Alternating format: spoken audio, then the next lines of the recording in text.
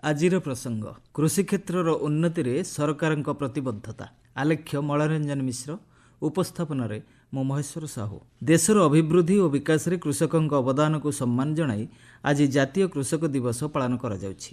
ଅନ୍ନଦାତା କୃଷକଙ୍କ ନିରନ୍ତର ଖାଦ୍ୟ ସାମଗ୍ରୀ ଉତ୍ପାଦ ଏବଂ ଯୋଗାଣକୁ ସ୍ୱୀକୃତି ପ୍ରଦାନ ଓ ପୂର୍ବତନ ପ୍ରଧାନମନ୍ତ୍ରୀ ଭାରତରତ୍ନ ଚୌଧୁରୀ ଚରଣ ସିଂଙ୍କ ଜନ୍ମଦିନ ଅବସରରେ ପ୍ରତିବର୍ଷ ଡିସେମ୍ବର 23 ତାରିଖକୁ ଜାତୀୟ କୃଷକ ଦିବସ ରୂପେ ପାଳନ କରାଯାଇ ଆସୁଛି। କୃଷି ଏବଂ କୃଷକଙ୍କର ବିକାଶରେ ଚୌଧୁରୀ ଚରଣ ସିଂଙ୍କ ଅବଦାନ ଅତୁଳନୀୟ।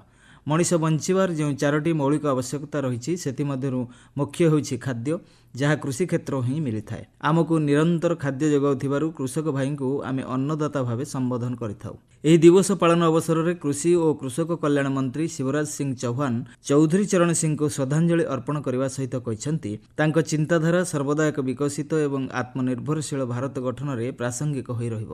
ଉପଭୋକ୍ତା ବ୍ୟାପାର, ଖାଦ୍ୟ ଓ ସାଧାରଣ ବଣ୍ଟନ ମନ୍ତ୍ରୀ ପ୍ରହ୍ଲାଦ ଯୋଶୀ କହିଛନ୍ତି, ଅନ୍ନଦାତାଙ୍କ ଅକ୍ଳାନ୍ତ ପରିଶ୍ରମ ଏବଂ ଦେଶ ପ୍ରତି ନିରନ୍ତର ସମର୍ପଣ ଭାବ ଖାଦ୍ୟ ଯୋଗାଣ ସହ ଦେଶର ଆତ୍ମାକୁ ମଜବୁତ କରିଛି। ବର୍ତ୍ତମାନର କୃଷି ଆଉ ପୂର୍ବ ସମୟର ପାରମ୍ପରିକ କୃଷି ହୋଇ ରହିନାହିଁ। ବିଶ୍ୱରେ ଜନସଂଖ୍ୟା ଓ ଜଳବାୟୁ ପରିବର୍ତ୍ତନକୁ ଦୃଷ୍ଟିରେ ରଖି କୃଷିଜୀବୀ ଆଧୁନିକ ଚାଷ ପ୍ରଣାଳୀକୁ ଆପଣାଇଛନ୍ତି। 1960 ଦଶକରେ ଦୁର୍ଭିକ୍ଷ ଏବଂ ଅନାହାର ମୃତ୍ୟୁ ପରେ ଦେଶରେ ସବୁଜ ବିପ୍ଳବ ଆରମ୍ଭ ହୋଇଥିଲା। ଏହାର କର୍ଣ୍ଣଧାର ଥିଲେ ଭାରତରତ୍ନ MS ସ୍ୱାମୀନାଥନ୍। 1990 ମସିହା ବେଳକୁ ଖାଦ୍ୟଶସ୍ୟ ଉତ୍ପାଦନରେ ଆମ ଦେଶ ଅଧିକ ଆତ୍ମନିର୍ଭରଶୀଳତା ଆଡ଼କୁ ଗତି କରିଥିଲା। ଗହମ ଏବଂ ଧାନ ଉତ୍ପାଦନ ବୃଦ୍ଧି ପାଇବା ସହ ଡାଲି, ତୈଳବୀଜ ଏବଂ ପନିପରିବା ଉତ୍ପାଦନ ତ୍ୱରାନ୍ୱିତ ହେବାକୁ ଲାଗିଲା। କୃଷକଙ୍କ ଅକ୍ଳାନ୍ତ ପରିଶ୍ରମ ଏବଂ ଉଦ୍ୟମ ବଳରେ ଏବେ ଭାରତ ଖାଦ୍ୟଶସ୍ୟ ଉତ୍ପାଦନରେ ବଳକା ଦେଶ ହୋଇପାରିଛି। ଅନ୍ୟ ଦେଶକୁ ଖାଦ୍ୟଶସ୍ୟ ରପ୍ତାନି କରୁଛି। ଦେଶର ଅର୍ଥନୈତିକ ଅଭିବୃଦ୍ଧି ଗତିଶୀଳ ହେବା ସହ ଅନ୍ୟ ରାଷ୍ଟ୍ର ତୁଳନାରେ ଅର୍ଥନୈତିକ କ୍ଷେତ୍ରରେ ଭାରତ ଉପରକୁ ଉଠିପାରିଛି।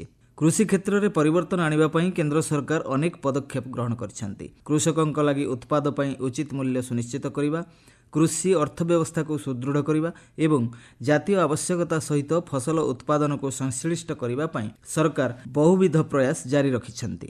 ଜଳବାୟୁ ପରିବର୍ତ୍ତନ ଆହ୍ୱାନର ମୁକାବିଲା, ସର୍ବନିମ୍ନ ଜଳ ବ୍ୟବହାର ସହିତ ଶସ୍ୟ ଉତ୍ପାଦନ ବୃଦ୍ଧି, କ୍ଷତିକାରକ ରାସାୟନିକ ପଦାର୍ଥରୁ ମୃତ୍ତିକା ସ୍ୱାସ୍ଥ୍ୟ ରକ୍ଷା କରିବା, କୃଷି କୌଶଳର ଆଧୁନିକରଣ ଏବଂ କୃଷି କ୍ଷେତ୍ରରେ ପ୍ରଯୁକ୍ତିବିଦ୍ୟାର ଉପଯୋଗ ବର୍ତ୍ତମାନ ସମୟର ଏକ ବଡ଼ ଆବଶ୍ୟକତା ହୋଇଛି। ଦ୍ରୁତଗତିରେ ବଦଳୁଥିବା ସମୟ ସହିତ ତାଳ ଦେଇ କୃଷି କ୍ଷେତ୍ରରେ ମଧ୍ୟ ଗୁରୁତ୍ୱପୂର୍ଣ୍ଣ ପରିବର୍ତ୍ତନ ଅଣାଯାଇଛି। ଚାଷୀଙ୍କୁ ଆର୍ଥିକ ଦିଗରୁ ସଶକ୍ତ କରିବା ତଥା ବୀମା, ପ୍ରଯୁକ୍ତିବିଦ୍ୟା, ଭିତ୍ତିଭୂମି ବିକାଶ ଏବଂ ସାମଗ୍ରିକ କଲ୍ୟାଣ ପାଇଁ ଅନେକ ଯୋଜନା ସରକାର ପ୍ରଣୟନ କରିଛନ୍ତି। ପ୍ରମୁଖ ଯୋଜନାଗୁଡ଼ିକ ଉପରେ ଆଲୋକପାତ କଲେ ପ୍ରଥମେ ଆସେ ପ୍ରଧାନମନ୍ତ୍ରୀ କିଷାନ ସମ୍ମାନ ନିଧି ଯୋଜନା। କ୍ଷୁଦ୍ର ଏବଂ ମଧ୍ୟମ ଚାଷୀଙ୍କୁ ଆୟ ସହାୟତା ପ୍ରଦାନ କରିବା ଲକ୍ଷ୍ୟ ନେଇ ପ୍ରତିବର୍ଷ 3ଟି କିସ୍ତିରେ 6,000 ଟଙ୍କା ଚାଷୀଙ୍କ ବ୍ୟାଙ୍କ ଆକାଉଣ୍ଟକୁ ସିଧାସଳଖ ପ୍ରଦାନ କରାଯାଇଥାଏ।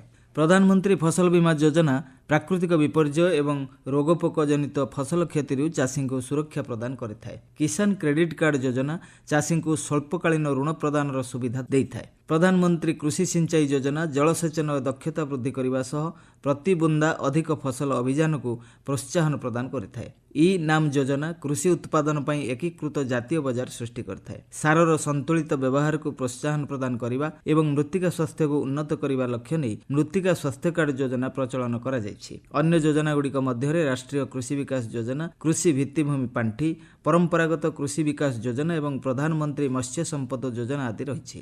କୃଷି ଏବଂ କୃଷକଙ୍କ ଉନ୍ନତି ଉପରେ ଦେଶର ବିକାଶ ନିର୍ଭର କରୁଛି। ବିକଶିତ କୃଷି କ୍ଷେତ୍ର ହିଁ ଦେଶକୁ ଖାଦ୍ୟାଭାବରୁ ମୁକ୍ତ କରିବା ସହ ଏକ ସୁସ୍ଥ ଏବଂ ସମୃଦ୍ଧ ସମାଜ ଗଠନରେ ସହାୟକ ହୋଇପାରିବ।